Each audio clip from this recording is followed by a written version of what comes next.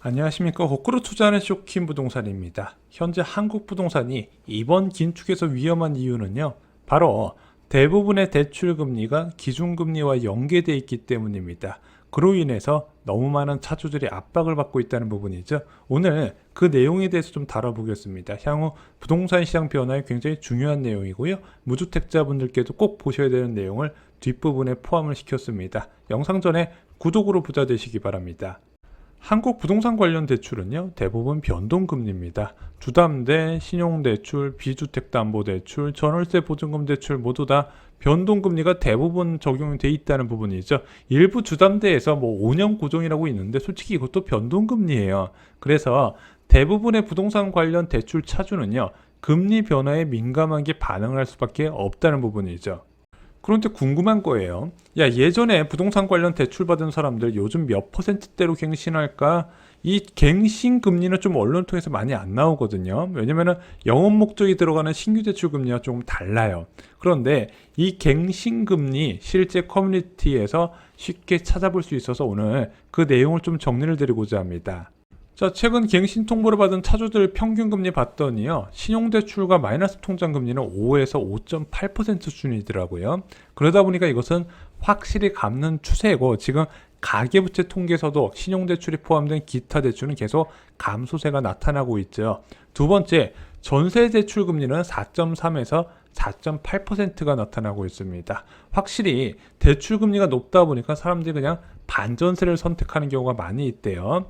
세 번째, 주택담보대출 금리는 4.3에서 4.7 전으로 갱신이 되는 것 같습니다. 많이 올라갔죠. 일반적으로 3.5%가 가면 수요가 제한이 되고 4% 넘으면 수요가 뚝 끊긴다 말씀드렸는데 지금 그 수준을 넘어버렸어요. 그래서 거래 급감이 심각한 상황이죠.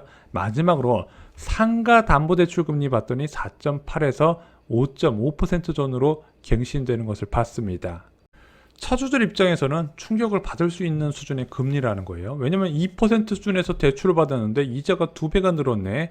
그나마 이자만 납부하는 전세대출이나 신용대출 차주는 그나마 사정이 나아요. 하지만 원리금 상환과 같이 이자를 납부하는 주택담보대출 차주는요, 진짜 이런 얘기가 나와요. 숨만 쉬고 산다고. 그래서 애들 학원 최소한으로 보내고 외식도 거의 못하고 여행은 꿈도 못 꾸고 산다, 이러고 사는 게 맞냐, 이렇게 하소연하시는 분들 굉장히 많이 계시더라고요. 왜냐면 이제 예상 못한 수준까지 금리가 올라갔잖아요. 쇼킹 부동산도 이렇게까지 금리 올라갈 줄 몰랐거든요. 그나마 지금 충격이 덜한 게 대출 규제를 좀 많이 과도하게 했기 때문에 이 정도 수준에서 묶을 수가 있었다고 보고 있는 겁니다. 근데 저는 이것 때문에 집값이 하락한다고 보지 않아요. 자, 여러분들 생각해 보세요. 2010년부터 2012년까지 하우스푸어라는 말 되게 유행했죠. 요즘은 하우스푸어라고 안 하고 영끌족이라고 이름을 붙였는데, 자, 예전에 하우스푸어나 지금의 영끌족 과연 집을 팔까요? 이자 부담 늘어났다고? 안 팔아요. 아까처럼 소비를 줄이는 방식으로 늘어난 이자 부담에 대응을 한다는 거죠. 하지만 이 사람들이 지금 당장은 힘들어도 시간이 지나서 소득이 늘어나고 다시 금리가 정상적으로 돌아오면 괜찮다는 부분이에요. 보세요. 10년 전에 과도한 대출로 힘들어했던 하우스푸어가 지금도 이 대출 이자 부담으로 힘들어할까요? 그렇지는 않죠. 소득도 늘어나고 시간이 갈수록 원리금이 줄어들기 때문이죠. 그래서 집값 하락은요, 실수요자의 매도가 아닌 투자자의 매도로 결정된다 말씀드렸죠. 아까 전세대출 금리가 워낙 많이 올라가다 보니까 전세 가격이 급락하고 있고 이것이 하락의 키포인트라고 말씀을 드렸습니다. 자, 그리고 꼬마 빌딩 소유주들은 타격이 굉장히 커요. 3.1%의 23억 쓰고 있는데 4.8%가 되니까 이자 부담이 4천만 원 정도 더 내게 되네요. 자, 어떤 분은 2% 중반대 금리로 47억 가까이 대출 쓰고 있는데 오는 10월이 만기라고 하소연을 하셨고요. 어떤 분은 2.9%로 50억 대출을 받았는데 내년 2월에 재계약이래요. 지금 대출 담당자가 4.8에서 5% 정도 예측을 하고 있다고 합니다. 그래서 요즘 이러다 보니까 은행에서 문자 오면 거의 초상집 분위기라고 하네요. 특히 꼬마 빌딩은요, 이런 금리 인상에 직격탄을 받을 수밖에 없어요. 예를 들어 50억짜리 빌딩이 있어요. 15억 본인 자금 있고 35억은 대출을 받았다 치겠습니다. 그러면은 임대료 수익이 한 1,200만 원 되고 월 대출 이자가 730만 원 정도 되니까 이 정도면은 앞으로 자산 가치 상승하는 거 이자 수익 고려하면 좋은 투자라고 생각하고 많은 사람들이 투자를 했다는 부분이죠. 그런데 2.5%였던 이자가 4.8%가 되면서 대출 이자가 임대료 수익을 넘어가 버린다는 부분이죠. 그러면은 시간이 갈수록 적자가 누적되는 현상이 나타나게 되는 겁니다. 이것 때문에 지금 꼬마 빌딩 거래가 뚝 끊겨버린 거예요. 그럼 매매 가격이 떨어져야 되는데 아직까지 꼬마 빌딩 소유주들이 사태의 심각성을 모르고 있는 거예요. 그동안 계속 올랐으니까 안 팔고 버티면 된다 생각하겠지만 시간이 갈수록 이런 상황을 못 버티는 차주들이 늘어나면서 초급매가 늘어나게 될 겁니다. 자, 그런데 찾아보다가 어떤 분의 댓글을 봤어요. 자, 이분은 2021년 3월에 4억 원의 대출을 받았대요. 2.15%의 3년 고정금리로 받았다고 합니다. 그때 은행 직원이 변동금리를 권했는데 쇼킹 부동산에서 금리 오를 거라 예측해서 고정으로 선택을 했대요. 그래서 지금 생각해보니까 참 잘한 선택이다. 제가 이 글을 보고 굉장히 보람을 느꼈습니다. 이거 보시는 구독자분 진심으로 감사드립니다. 자, 아시다시피 저희가 첫 금리 인상 6개월 전부터 강하게 경고를 드렸어요. 5월 4일부터 심각한 위기가 시작된다. 이게 2021년 2월 17일 날 올린 영상이에요. 이때 조회수가 27만으로 굉장히 많은 분들이 보셨거든요.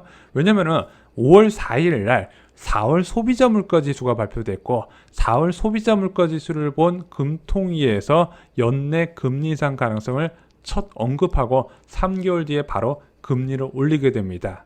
그래서 저희가 앞으로 금리가 가파르게 오르기 때문에 2021년 분명히 현재는 저금리이기 때문에 집값이 올라갈 거다. 근데 절대 사면 안 된다고 영상을 올려드렸죠. 그것도 2021년 2월 26일 영상이었습니다. 그런데 오늘은 제 자랑을 하자는 게 아니라 그 당시에 무엇을 보고 금리 인상을 6개월 전에 미리 알았을까요?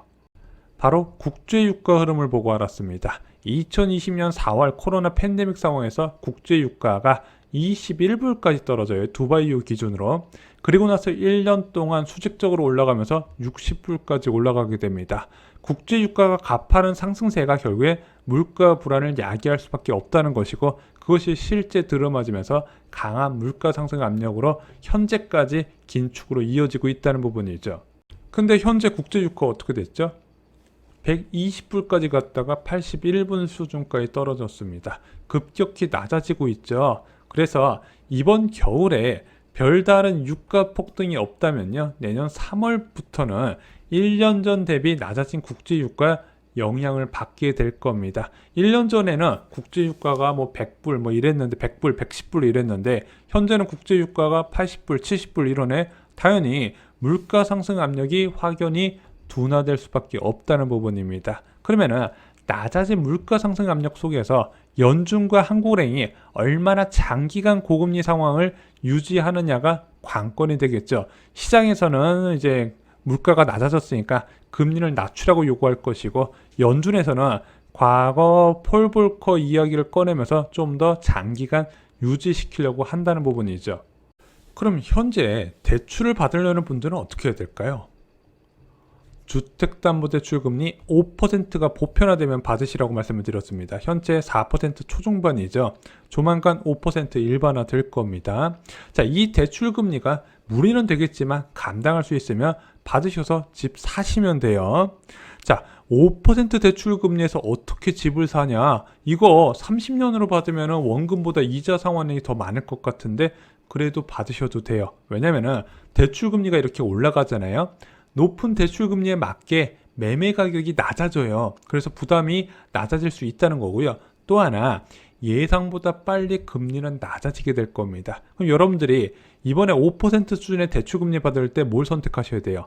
변동금리를 선택하셔야 돼요. 아마 내년 되면은요 5년 고정금리가 변동금리보다 더 낮을 수도 있는데 그래도 5%더 높은 금리의 변동금리를 선택하셔야 된다는 거죠. 자, 여러분들 아직은 기다리셔야 돼요. 진짜 부동산 시장의 변화는 기준금리 3%부터 시작이 됩니다. 그러니까 여러분들이 매수 시점을 고민하는 것도 이 시기부터라는 거죠. 오늘 영상 마음에 드셨다면 구독과 좋아요 부탁드리고요. 부동산 매매를 고민하시는 주변 분들께 이 영상 큰 도움이 되실 겁니다. 대출을 어떤 식으로 받아야 되는지 오늘 좀 쉽게 정리를 드렸습니다. 감사합니다.